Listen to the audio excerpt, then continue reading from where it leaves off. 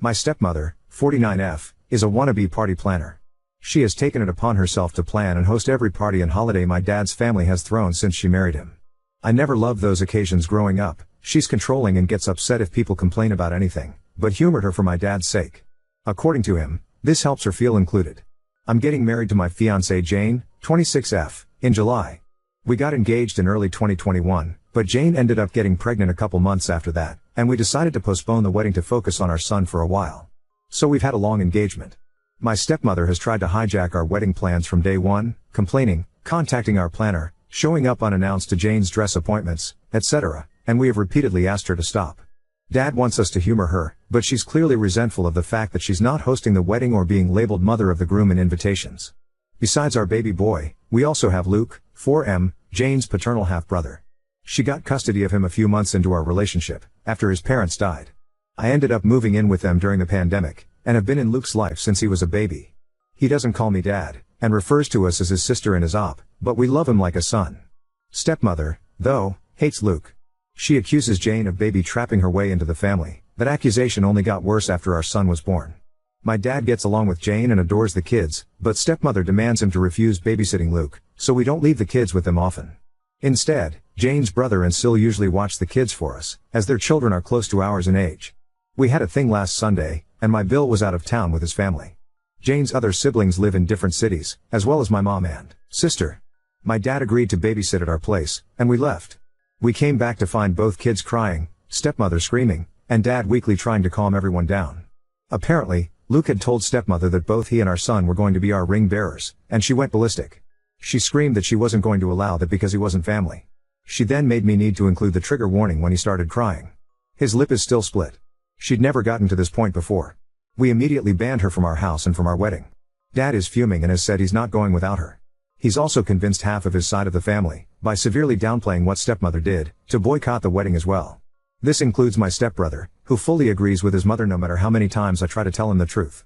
Me and Jane are refusing to budge, but many of my cousins who aren't coming anymore are asking us to reconsider. Pretty much all of Jane's family agrees with us, but one of her aunts has suggested that maybe stepmother is acting out because she doesn't feel welcomed by my family. I've honestly had it with my family enabling her behavior.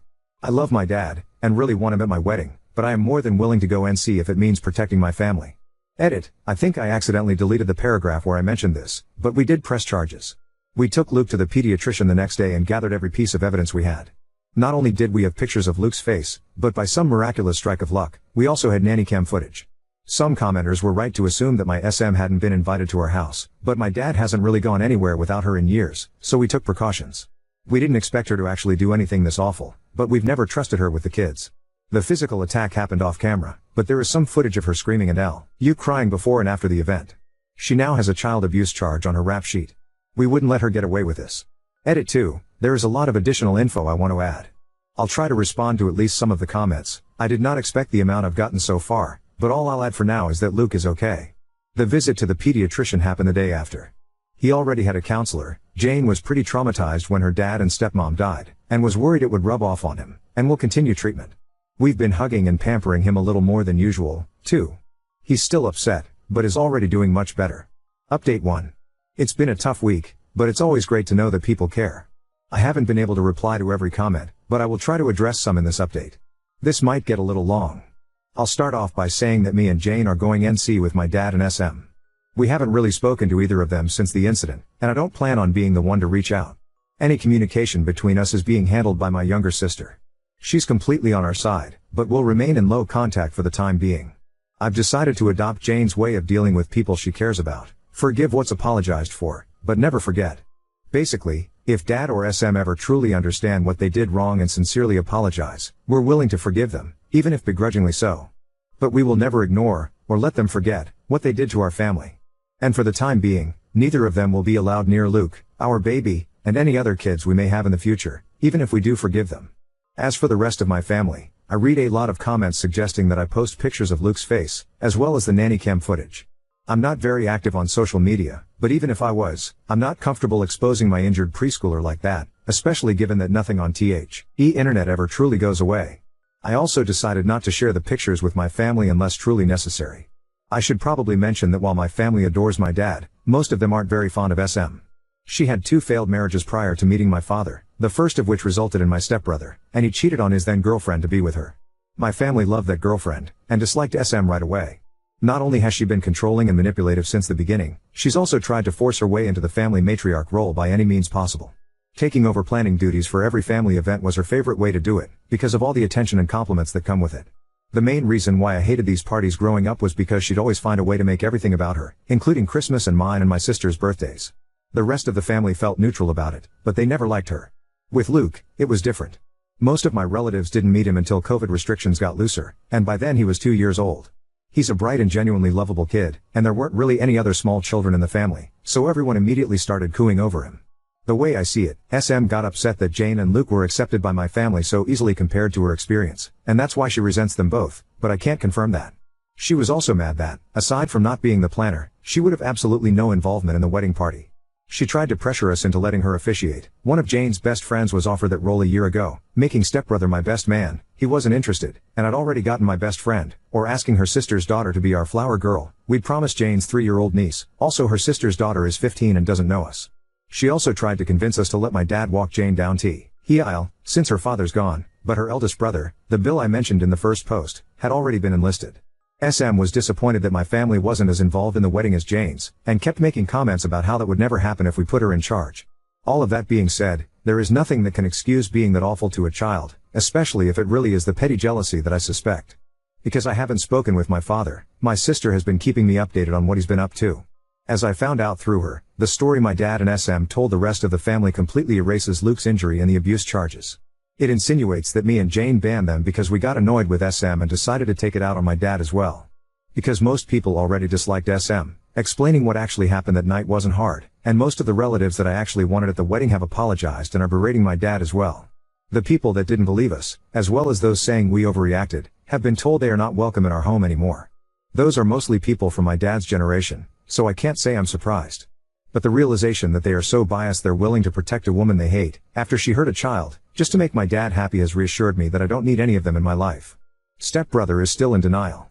He refuses to believe his mother could hurt a child, even with all the evidence we have. I have to admit I understand, I love my mom too, but that doesn't mean I'd excuse his obliviousness. So he's banned too. It sucks, because we were close growing up, but I don't regret it. Besides, Jane has 3 other siblings besides Luke, the older Bill, a twin brother and a younger sister, and I'm closer to them than I ever was to him. Speaking of Jane's family, they're all furious over what happened, and have been extremely supportive of us. Jane's mate, Ernal family basically adopted Luke after she got custody of him, and have called frequently to make sure he's okay. We did manage to save some money with everybody we uninvited, and have decided to use it to help Jane's cousin. She lives in a different country, and was previously unable to come to the wedding, so we're paying for her plane ticket. Luke has gotten much better, and is almost completely back to being the sunny child he's always been. The split lip was shallow. It's healing slowly, but didn't require any stitches. We sat him down a few days ago, and explained that my dad and stepmonster wouldn't be around anymore. He really liked my dad, but understands that he and SM are attached at the hip. He's clearly scared of her, but we're doing our best to make him feel safe. Me and Jane have reassured him that he is family, we love him, and no one will ever change that. I'm not too worried about Dad or SM trying to show up at the wedding, but we've alerted the venue and given them pictures just in case they try anything. Better safe than sorry. Some people brought attention to the fact that SM is a hypocrite for saying Luke isn't family. I agree, for obvious reasons. Her main excuse for pretty much everything she does is that she doesn't feel like my family welcomes her. Dad has been guilting me to take part in everything she plans by reminding us of that for as long as I can remember. The way he continues to make excuses for her without realizing this is basically a case of the pot calling the kettle black, except Luke actually is family, is what has made me accept that. While I will always love my dad, it's not healthy or safe for me and my family to be around him anymore. It hurts to know my son won't have his only remaining bio-grandfather in his life, but he has 2 amazing step-grandpas to make up for it. For now, I'm sad, but satisfied with how things have turned out. I don't like to complain about my life. It's a mess, but a beautiful one. I love my fiancée, I love my kids, and I'm lucky enough to love my job. We're happy. I'm not letting anyone ruin that. Update 2. I'll start off by, probably, disappointing a lot of people. We're coming to terms with the fact that it's unlikely SM will get anything more than a slap on the wrist. Me and Jane are discussing our next move with our lawyer, but we're still not sure how we're going to move forward. It's too early to tell anyway, so we're trying not to get ahead of ourselves any more than we already have. However, I'm relieved to announce that we're getting started on the process for a restraining order against SM. We're using the same evidence we gathered the week following the incident, including the nanny cam footage and pictures of Luke, and we'll focus on that for the time being. I still haven't spoken to my father. My sister is still in LC, but is seriously considering cutting ties with him. Because my sister is the only one on my side that still talks to him, my father keeps trying to ask her about me, and whether I've calmed down yet. According to her, he's annoyed that half of his family refuses to talk to him, but still doesn't seem to accept why. I told my sister that she doesn't need to keep playing messenger pigeon between me and our father. I never asked her to do it, and it's clearly taking a toll on her, but she insists she'll stop when it feels right. By the way, there is absolutely no doubt whether SM attacked Luke. Not only did Luke say at the moment we got home, but that was also confirmed by my father in a failed attempt to defend her behavior. He never tried to hide it from us. That, and the fact that he gave Luke an ice bag, is literally the only positive thing I can say about his actions. And SM was too busy screaming about how much of a whining brat Luke was being to deny it. To those who guessed SM is younger than my dad, you get an invisible cookie. She's also 5 years younger than his previous girlfriend. They got together when I was around 15. Also, stepbrother is only a month older than me. She turns 50 later this year, had him at 21, married his father a year later. Both our kids are doing mostly okay. Luke's back to running around the house in his Superman costume whenever he doesn't have anything better to do. He did a few nightmares this past week, and is asked to sleep on our bed twice. We don't mention my father around him, and he's still seeing his counselor. Our 14-month-old son has learned 2 new words, hi and bye, and Luke is trying to teach him to say his name. Jane's sister, who moved away for college, is coming over for a couple days to celebrate her 21st birthday later this month. Luke's excited to see her, and Jane's excited to get drunk with her. Can't say I blame her. We're hoping her presence will cheer us all up. I'm not doing so good, and neither is Jane. She's usually the kind of person who tries to keep her negative emotions to herself, but she cried herself to sleep almost every night the week it happened. It breaks my heart to see her like that, and I can't help but feel like this is my fault. There's a part of me trying to tell me I had no way of knowing SM would do anything like that, but that doesn't really change anything. I allowed my father near my kids unsupervised, even though I knew she'd probably tag along. This is the guiltiest I've ever felt, and I don't think I'll ever forgive myself. Jane has been improving lately, and is trying to convince me to see a therapist. I've never really done that before, apart from a psychiatrist when I was younger, but now feels like a good time to give it a try. I was surprised by a few messages this week from people telling me to forgive my father and SM, as well as re-invite them to the wedding. That's not happening. In fact, I'm not willing to ever forgive SM. My dad has now degraded to a huge maybe, but I will never understand or forget what she did. Also, though the wedding is the last thing on our minds right now, we're not postponing it. We considered rescheduling, but the date we'd settled on is pretty much the only one that works for our guests. We have passwords with all our vendors, and gave them all clear instructions not to talk to anyone but us.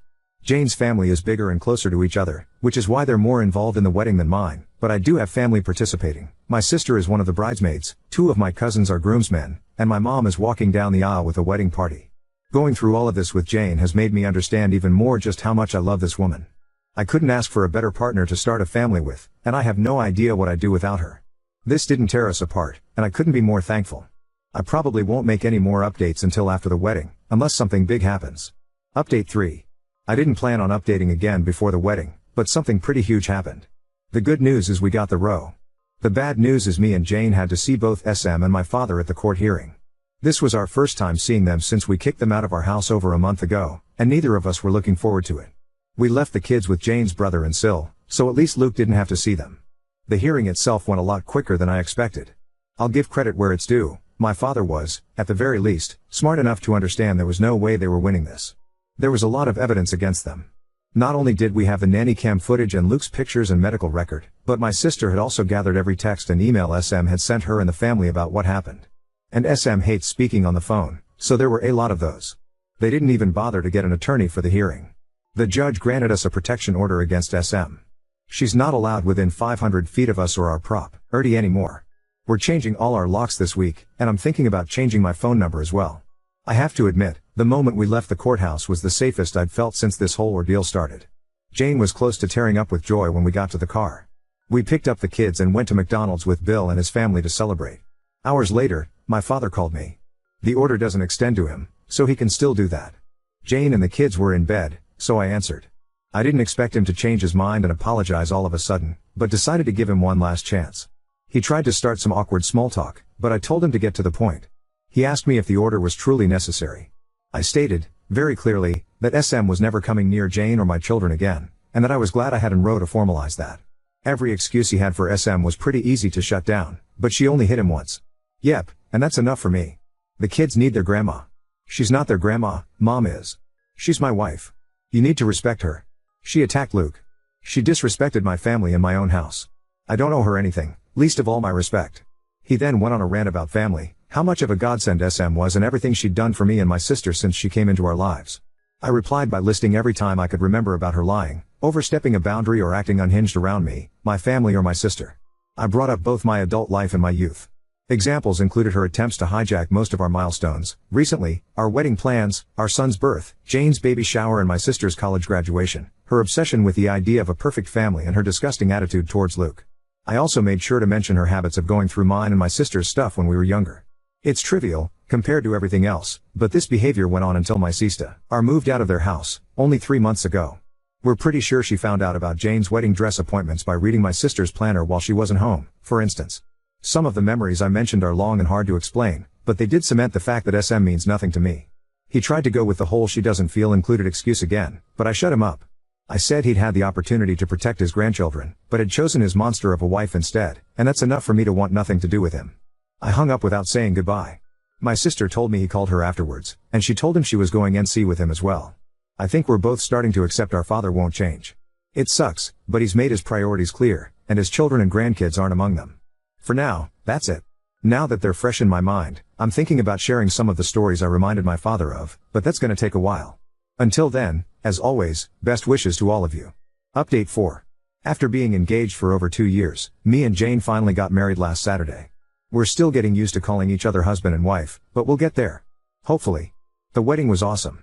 The kids had fun, our extended families finally met and we danced so much I could barely stand the next day. Luke took his ring bearer duties seriously, and held my son's hand as they walked down the aisle. Besides my aunt getting shit-faced and being let out on a wheelchair, which I already thought would happen anyway, everything went according to plan. It's been 4 months since we got the row against SM. Things have been mostly quiet, and I wouldn't have it any other way. Except completely quiet, but we can't always get what we want. I never really worried about SM showing up at the wedding, especially after the row. It's literally illegal for her to come close to us, and we made it very clear if she tried, we'd call the cops right away. My friends still warned me to take safety measures, most of which I did. SM didn't show up, of course, but I'm a strong believer that any money spent on security is well spent, so no regrets on that end. My stepbrother and I wished each other happy birthdays, and he also texted Jane on hers back in June. That's the only contact we've had during these months. He knows that the door is still open if he wants to apologize. My dad has given up on trying to reach me. We haven't spoken since April. He's still trying to talk to my sister, for some reason, but she's ignoring him. A few days after she went NC with him, they had a huge fight over the phone about SM's treatment of us over the years. Insults were thrown, sore subjects were brought up and, most importantly, my father took SM's side on almost everything. My sister called me crying afterwards. I wanted to call him and yell at him, but she told me not to. She's doing okay now. She hasn't blocked him, but doesn't take his calls or answer his texts. She's only gotten 3, a weak apology, one on my birthday back in May, and a long rant after neither of us wished him a happy Father's Day. After all, despite our differences, he's still our father. He's not wrong. I love my father, and I always will, but I can't be around him anymore. While I've closed that door, I'm not locking it just yet. He knows what he needs to do if he wants his family back. I don't think he'll do it, but if there's the slightest chance he might, I'll consider opening the door an inch or two. This is my wife's suggestion. I'm a lot less optimistic than she is, but maybe it's important to hold on to that hope. She hasn't forgiven him, though. Or SM. Jane has always been very protective of Luke, so it was no surprise that this disaster shook her. A part of me was scared she'd blame me, but she called me a dumbass when I told her that. I've been in therapy for a few months, and it's helped a lot more than I thought it would. I've realized SM's behavior around me growing up was a lot worse than I always thought, and it's great to finally be able to get my feelings off my chest. Right now, I'm more than happy. I just married the most amazing woman ever, and I have the family I always dreamed of. None of us are perfect, but I never thought life would be this great to me. I'll stick around. Reddit is a lot more than I expected, but I can sleep peacefully now, so it's safe to say this will be my last update on this. Thank you all for the kindness and advices you gave me these months. I could have never expected the support I got from you guys, and I can't begin to describe how helpful it was. Seriously, thank you all. Edit, 3 says later, okay, I updated too soon. I didn't want to write another post, so I'll just add this here. My stepbrother called me earlier today. Apparently, he and SM had a fight and he wants to meet up. I agreed as long as it was just the two of us. We're meeting up for coffee on Wednesday. I have no idea what to expect, but even if he does apologize, I need to know he understands how and why he let us down. Update 5. Hey guys. I've been away from Reddit for a few months, due to some stuff at work. But a lot of people have been messaging me about my stepbrother, so I want to give you a small update. I've been busy and tired these days, so I might gloss over some details. Feel free to ask me anything. I first met my stepbrother for coffee back in August. He'd had a fight with SM and the row was brought up. She'd lied to him about some details, accusing Luke of picking on my baby, bad-mouthing Jane, and more, but this time, he managed to force her to tell him the truth. My stepbrother started to reevaluate his relationship with his mother. After talking to his therapist and his friends about it, as well as the way she'd raised him, he finally accepted I wasn't exaggerating about what she did to Luke. He wanted to talk to me back in June, but didn't want to distract me and Jane from the wedding. Me and my stepbrother spent the last 4 months working on rebuilding our relationship. We've been meeting for coffee or lunch and discussing his mother and what she did to our lives and my kids. Jane started joining us in October, and the kids saw him again for the first time 2 weeks ago. Things were awkward between us for a while, but we're good now. He's also making amends with my sister. In early November, he completely cut contact with SM. Jane and the kids are doing amazing. Luke turned 5 in September, and our baby will be 2, holy crap, in early February. We're spending the holidays with Jane's family in Brazil, while my stepbrother stays with his girlfriend.